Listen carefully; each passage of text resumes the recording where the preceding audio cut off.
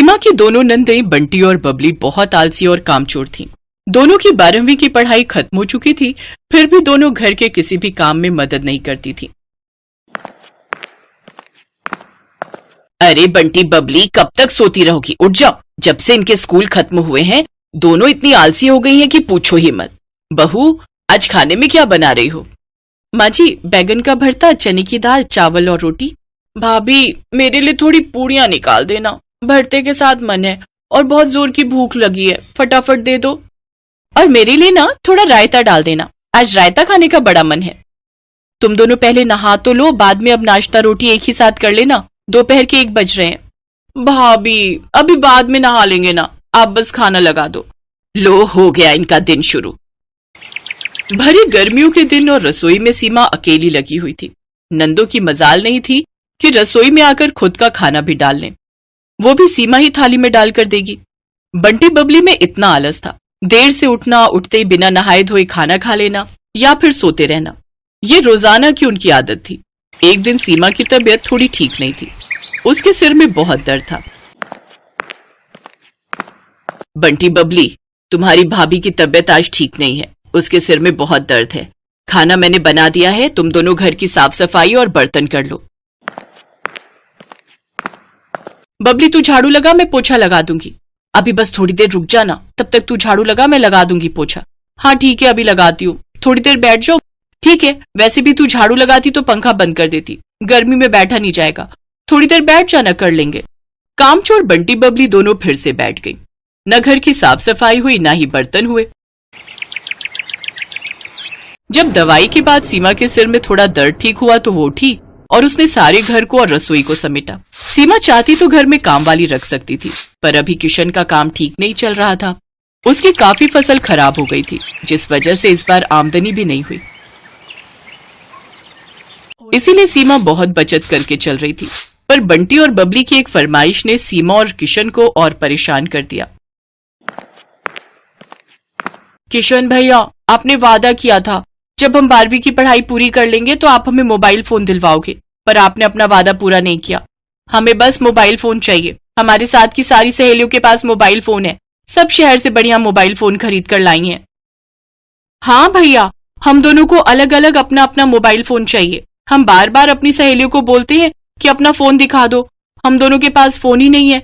हमें महंगा वाला शहर से मोबाइल फोन लाकर दो, वरना हम दोनों खाना नहीं खाएंगे, भूखे रहेंगे। क्यों बंटी? अरे तुम दोनों ये कैसी शर्तें रख रही हो? तुम दोनों जानती हो मेरा काम अभी इतना सही नहीं है कि मैं एक साथ 2 मोबाइल फोन खरीद सकूं। एक ले देता हूं, तुम दोनों एक से ही। नहीं भैया, अपनी कुछ पर्सनल बातें होती हैं, हम दोनों एक मोबाइल से काम नहीं चलाएंगे। अब कहीं से भी कैसे मर्जी हमें मोबाइल फोन ला कर दो, बस हमने कह दिया।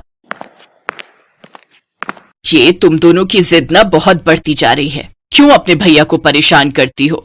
माँ, हम परेशान नहीं कर रहे, हमारी सहेलियों के सामने हमारी भी कोई इज्जत है। हम इतनी बड़ी हो गई हैं और हमारे पास मोबाइल फोन भी नहीं है, ये हमारे लिए बहुत ही शर्म की बात है। अब तो हम दोनों तभी खाना खाएंगे जब मोबाइल फोन हमारे हाथ में होगा। बंटी और बबली ने जिद पकड़ ली कि उन्हें अलग अलग मोबाइल फोन चाहिए। बंटी और बबली दोनों ने ना ही दोपहर का खाना खाया, ना ही रात का। इस वजह से घर में सब बहुत परेशान हो गए और किशन को बंटी और बबली के लिए शहर जाकर नए मोबाइल फोन लाने ही पड़े। अब बंटी बबली के हाथ में अपने अपने मोबाइल फोन आ गए थे तो वो पूरा दिन ही नहीं हिलती थी। बंटी, बबली, पलंग की चादर बहुत गंदी हो रही है, मुझे उतार कर दे दो, मैं कपड़े धोने जा रही हूँ, धो दूंगी, बहुत दिनों से धोई नहीं है। भाभी, आज रहने दो ना, अभी मन नहीं हो रहा उठने का, अब दूसरे कपड़े धो लो, कल दे देंगे। अब पलंग की चादर आपको दे देंगे तो फिर दूसरे बिछाने में टाइम लगेगा, कल धो लेना आप। बंटी बबली, इतना आलस ठीक नहीं है, अब तुम दोनों बड़ी हो गई हो, थोड़ा बातों को समझा करो, कम से कम अपने कमरे को तो साफ रखा करो, बाकी सब तो मैं कर ही देती हूँ। सीमा का बस इतना कहना था कि बंटी और बबली दोनों उससे लड़ाई करने उतर आई। हमें पता है आप हमसे जलते हो, क्योंकि हम दोनों के पास मोबाइल फोन है और आपके भैया ने कभी आपको मोबाइल फोन खरीद कर नहीं दिया, हम दोनों बहनों को दे दिया, इसीलिए आप जलन में आकर हमें परेशान करती हो और आज इतना बोल रही हो। बंटी ठीक कह रही है, जब से हमारे पास मोबाइल फोन आए हैं आप थोड़ी थोड़ी देर में हमें परेशान करने के लिए आ जाती हो। हमें तो लगता है आप जानबूझकर ऐसा करती हो, मुझे तो लगता है आप हमारे मोबाइल फोन पर नजर लगाकर ही रहोगी।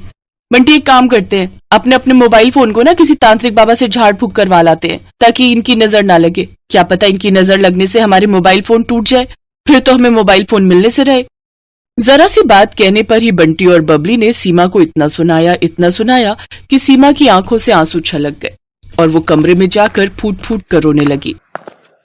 बंटी, बबली, तुम दोनों ने ये ठीक नहीं किया। अरे तुम्हारी भाभी है वो, मैं दुनिया से चली गई तो वही तुम्हारी माँ बनकर देखभाल करेगी। उसके साथ ऐसा व्यवहार मत किया करो। कितनी बार बोला है, वो तुम्हारी इतनी चिंता करती है, ये तुम दोनों नहीं जानती हो? माँ, इन्हें क्या पता कि सीमा इनके बारे में कितना सोचती है। तुम दोनों को शायद ये सच पता नहीं है कि ये जो मोबाइल फोन तुम दोनों के हाथ में है, आज सीमा की वजह से ही है। उस दिन जब तुम दोनों भूखी प्यासी बैठी थी तब। सुनिए, मेरा ये कंगन बहुत टेढ़ा मेढ़ा हो गया है। अब ये तो मैं इतना पहनती नहीं हूँ, ये ना मुझे हाथ में कसता है, बहुत छोटा हो गया है। एक काम करो, तुम ये कंगन देकर जो पैसे मिलेंगे उसके 2 मोबाइल फोन खरीद कर ले आओ। सुनो, ना मत करना, मैं बंटी और बबली को ऐसे भूखा प्यासा नहीं देख सकती। वो दोनों मेरी छोटी बहनें हैं। जाओ तुम शहर जाकर 2 मोबाइल फोन खरीद लाओ।